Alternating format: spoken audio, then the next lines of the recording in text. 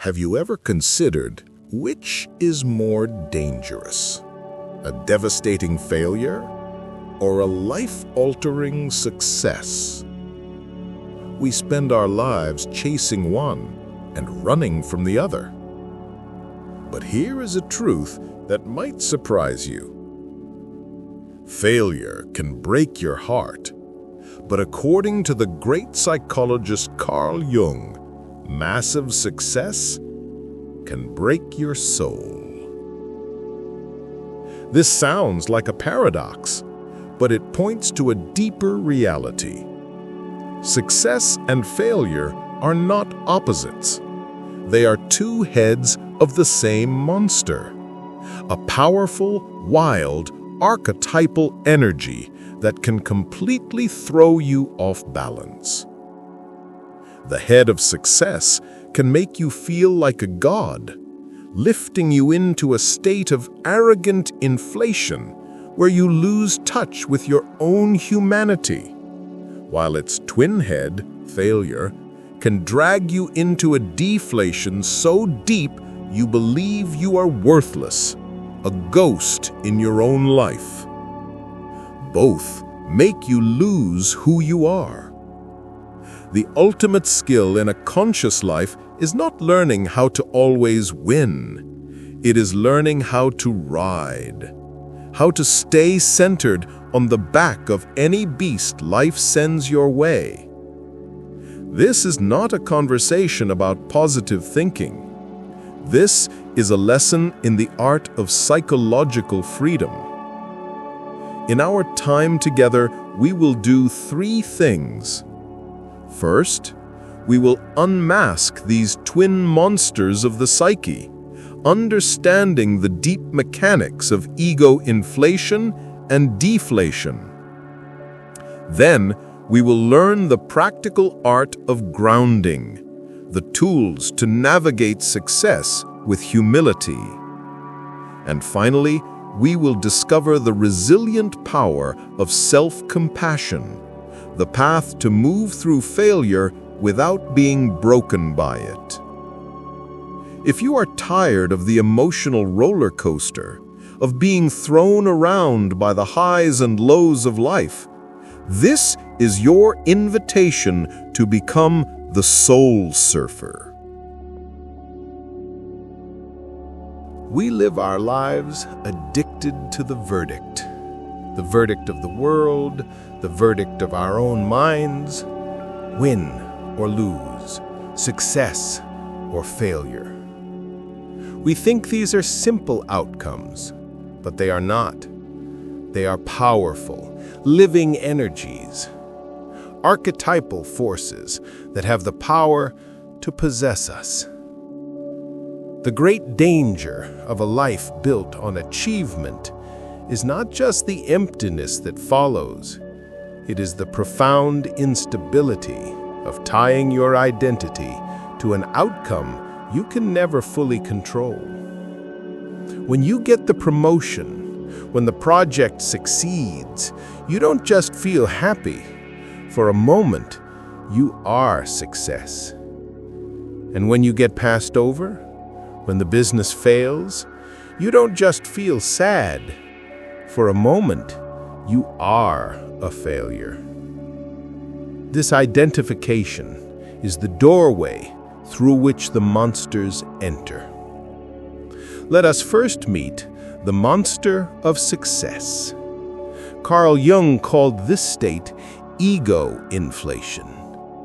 Inflation is what happens when the small personal ego gets hijacked by a vast, impersonal, archetypal energy. The energy of the hero, the king, the savior. The ego is flooded with a power it cannot contain. It's like a small light bulb trying to channel the energy of a power plant. It doesn't just shine brighter, it shatters. In this state, you feel invincible, godlike. Your empathy for others diminishes. You lose your connection to the ground of your own humanity. You start to believe your own hype. This is an intoxicating nectar and a deadly poison. I once knew a man, let's call him Michael. Michael was a brilliant architect. For years, he poured his life force into a single visionary project. It was his masterpiece. When it was finally built, the praise was deafening. Awards, magazine covers, he was hailed as a genius. And Michael became the hero. He started talking differently. He stopped listening in meetings. His warmth was replaced by a brittle, condescending certainty. He was no longer a man who had achieved success. He was success. His family felt it. His oldest friends felt it. He was there, but he was gone. He was inflated, floating high above the ordinary world of human connection and vulnerability. Then the second monster arrives. It always does. Jung called this state ego deflation. Deflation is the inevitable crash that follows inflation. It is the crushing return to reality, the hot air balloon punctured, falling from the sky. It is the state of identifying with worthlessness, shame, hopelessness. For Michael, the puncture was a small thing. A new, smaller project he designed received a single critical review. Not scathing, just critical. For the old Michael, this would have been a sting, a frustration. But for the inflated Michael, for the hero, for the genius, it was a death sentence. It shattered the God image he had built, and he did not fall back to earth. He plummeted into a dark, silent despair. He couldn't get out of bed. He avoided calls. The hollow echo in his chest was the sound of the hero archetype abandoning him. All that was left was a man who now believed he was a fraud, a failure. Michael's story is the story of the roller coaster, the story of a life lived at the mercy of the verdict. The fatal mistake is not in experiencing success or failure. They are inevitable. The fatal mistake is believing that you are them. This addiction to the verdict is a cultural sickness. We are taught from childhood to build our sense of self on a foundation of external approval. Good grades, trophies, promotions. We become masters at seeking the win and avoiding the loss. But we are never taught the most important skill of all: how to simply be. How to find and connect with the part of us that is not on the roller coaster, the part that is the quiet, immovable ground beneath it all. So I invite you to pause here, take one breath, and reflect on your own life. When was the last time you felt the exhilarating high of a win, the intoxicating feeling of being on top? And when was the last time you felt the cold, sharp sting of a loss, the quiet shame of not being enough? And in those moments, just for a second, did you believe that that was all you were? Recognizing this mechanism is the first crucial step. It reveals the profound, exhausting instability of the game we have been taught to play. It shows us that the goal can no longer be to just win more often. The goal must be to find a new way to live, a way to unhook our soul from the verdict of the world, a way to become the rider, not the ridden. But how? How do we build this unshakable center in a world that is constantly trying to throw us off balance? To find the answer, we must first redefine the game itself. The secret to winning the game of success and failure is to stop playing. This is not an act of surrender. It is an act of profound wisdom. You cannot win a game where the rules are designed to keep you perpetually off balance. So you must change the game. The great spiritual traditions and Carl Jung's depth psychology all point to the same radical shift in perspective. Life is not a battlefield to be won. Life is an ocean. And the events of your life, the successes and failures, the joys and sorrows, they are the waves. Some waves are gentle and warming. Others are terrifying and immense. But they are all impersonal. A wave does not have a personal agenda against you. It is simply the ocean being the ocean. You cannot fight a wave. To try and fight a wave is madness. It is exhaustion. It is how you drown. You can only learn to ride it. This is the great reframe. You are not a soldier in a war. You are a soul surfer on the ocean of being. And the goal is not to control the waves. The goal is to develop such a deep connection to your own center of gravity, to your own unshakable core, that you can stay balanced no matter what wave comes your way. For years, I didn't understand this. I treated my own inner life like a battlefield. The waves of anxiety, of self-doubt, of creative inspiration, of sadness, I fought them all.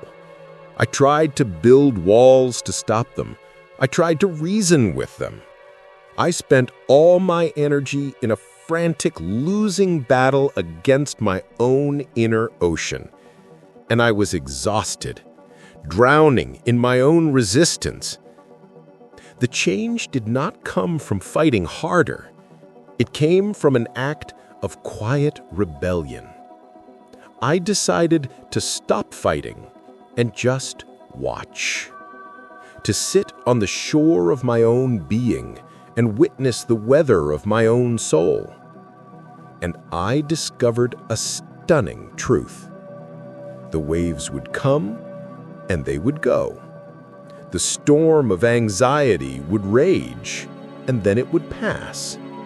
The brilliant sun of joy would shine, and then clouds would gather again. And through it all, there was a part of me that was simply watching. A part that was not the wave, a part that was not the storm, a part that was not the sun. It was the quiet, spacious, witnessing shore. This is the conscious self. The self with a capital S. It is the rider. The ego is the part of you that is thrashing in the water, convinced it is the wave, convinced that its very survival depends on the wave's outcome. The self is the rider on the board. It feels the power of the wave. It respects the energy of the wave, but it knows it is not the wave. Its identity is separate. Its center is its own. The entire journey of individuation, the great work of the second half of life, is this single profound shift of identity. It is the journey of unhooking your sense of self from the drama of the waves and anchoring it in the quiet, stable presence of the rider. I invite you to feel this right now, just for a moment. Pause with me. Bring your attention to your own breath. The air comes in and the air goes out. You are not doing the breathing. You are witnessing it happen. Now, notice who is the one that is noticing. That quiet background awareness, that is the beginning of the rider. That is your true center. If this small shift made you feel even 1% calmer, I invite you to declare it. Write in the comments below, I am the witness. This is not just a mental trick. This is the fundamental practice. Every time you choose to observe your thoughts and feelings instead of becoming them, you are practicing. You are building the core strength of the soul surfer. You are moving your center of gravity from the turbulent surface of the water to the deep, quiet stillness of the ocean floor. From this perspective, the monsters of success and failure lose their terrifying power. They are no longer verdicts on your soul. They are simply big waves. They are opportunities to practice your art. A huge wave of success is not a sign that you are a god. It is a thrilling, challenging wave to ride with skill and humility, lest it throw you off balance. A huge wave of failure is not a sign that you are worthless. It is a powerful, humbling wave to navigate with compassion and resilience, lest it pull you under. The goal is no longer to seek the sunny days and fear the storms. The goal is to become such a masterful surfer that you can look at any weather on the horizon and whisper to your own soul, "Bring it on." This is the promise, but the promise requires practice. Theory is one thing. Being in the middle of a 10-foot wave of public failure or a tidal wave of intoxicating success is another. So how do we practically stay on the board?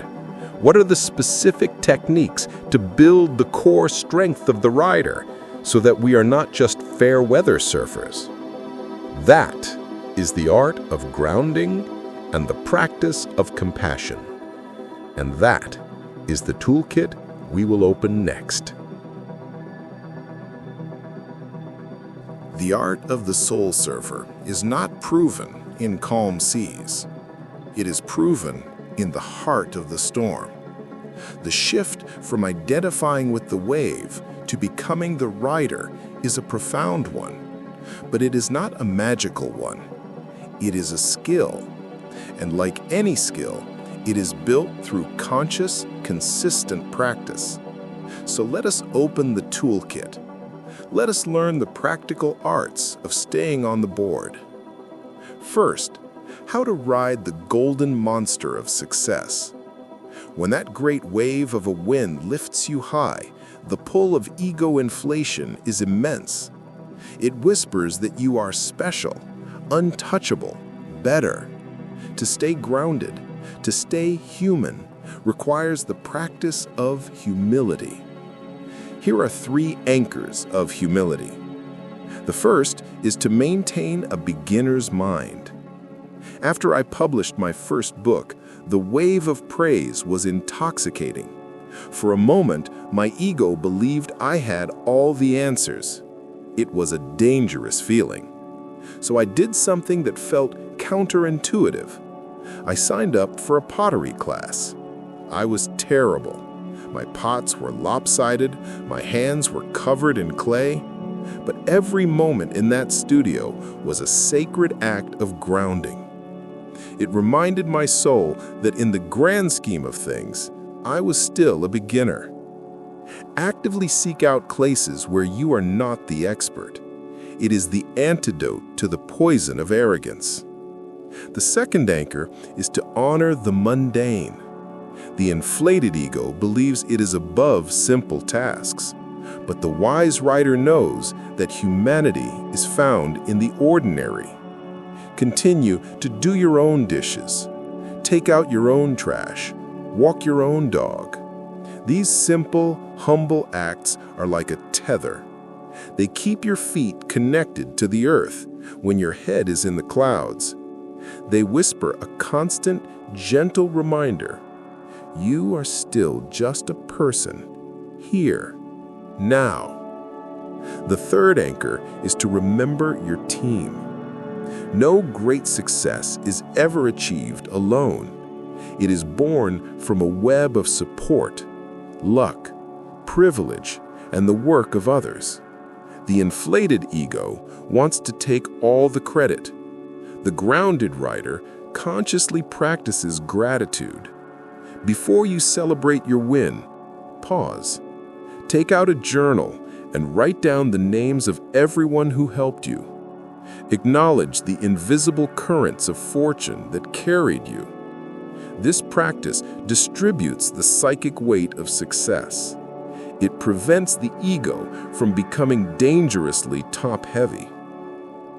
But what about the other monster, the shadow wave of failure? How do we ride this wave without being pulled under into the cold, dark depths of deflation? This requires the art of self-compassion. Here are 3 practices of resilience. The first is the most critical. Separate "I failed" from "I am a failure." This is not a word game. It is a profound act of psychological freedom. "I failed" is a description of an event, an experience. It is temporary. It is a wave that passed. "I am a failure" is a declaration of identity. It is an admission that you are the wave, that you have drowned. You must, with the fierce love of a good parent, correct this language in your own mind. When the inner critic whispers, "You are a failure," you must calmly, firmly respond, "No, I had an experience of failure, and I am learning from it." This creates a sliver of space, and in that space, the writer can breathe. The second practice is to find the impersonal seed. Your personal failure is almost never just personal. It is often your unique participation in a universal, archetypal story. Are you in the story of the descent into the underworld, where the hero must go into the darkness to find a treasure? Are you in the story of Icarus, who flew too close to the sun and fell, learning a vital lesson about humility? When you connect your personal pain to a great mythic story, you lift some of the burden of personal shame. You are no longer just a failure. You are a character in the oldest story ever told, the story of death and rebirth. This is essential shadow work. And the third, most beautiful practice: gather your scars. Look back on your life, not at your successes. Look at your failures, the ones you thought would break you, the heartbreak, the job loss, the mistake that filled you with shame. You survived them all. You are here. The proof is written on your soul in the form of scars. These scars are not marks of your weakness. They are the irrefutable evidence of your resilience. Consciously bring these survivals to mind. Write them down. Create an inventory of your own strength. This builds a body of evidence for your own soul, proving that you have been in the deep water before, and you have always, eventually, found your way back to shore. I invite you to pause. Perhaps you have a physical scar on your body. Look at it now. What story of survival does it tell? What strength was born from that wound? In the comments, share just one word about what your scars have taught you. Resilience? Compassion? Courage? The art of riding the monster is not about having two different skill sets. It is about one, the singular art of returning to the center. Whether the wave is golden or dark, the practice is the same. Breathe, witness, create space, and connect back to the quiet, unshakable rider who is and always has been you. This skill is the only true security we can ever attain. But what happens after the storm? What happens when the waves calm and we find ourselves not in the drama of the high or the low, but in the vast, quiet, ordinary ocean of everyday life? Is there meaning to be found there? Or is that just the boring part in between? That is the next great discovery on our journey. Today, we have not learned how to win. We have learned something far more valuable.